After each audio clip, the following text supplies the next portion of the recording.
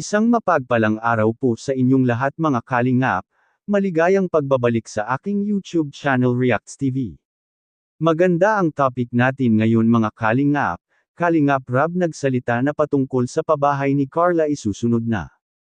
Yan ay sama-sama nating tutukan mamaya mga kalingap, pero bago ang lahat kung nagustuhan nyo po ang ganitong klaseng video please like at subscribe naman po para lagi kayong updated sa susunod kong mga uploads. Maraming salamat po.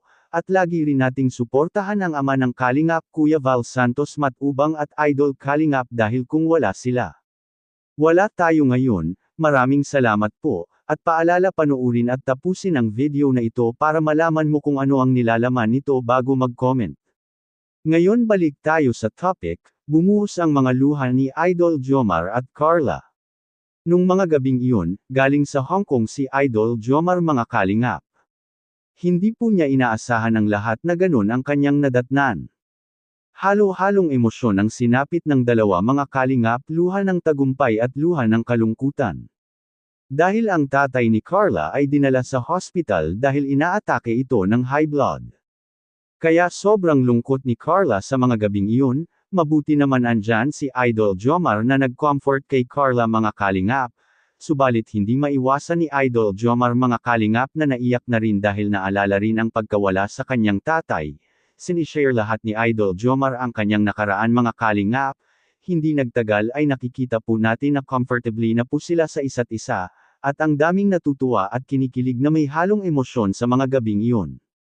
Ngayon balik tayo sa topic mga kalingap. Sa mga nagtatanong sa pabahay ni Carla ay malapit na po ito, isusunod na, at nakaplano na po ito.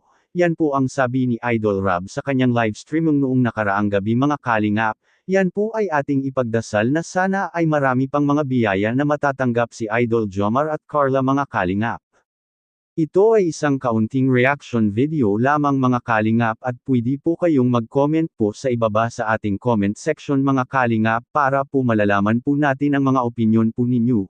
At bago po tayo magtatapos, babalik-balikan ko po ito na palagi po nating suportahan si Idol Kalingap Rab sa kanyang mga vlog dahil dito kinukuha ang mga gastusin tulad ng pabahay, at mga allowances sa ating mga beneficiaries at mga sahod rin sa mga K-Boys.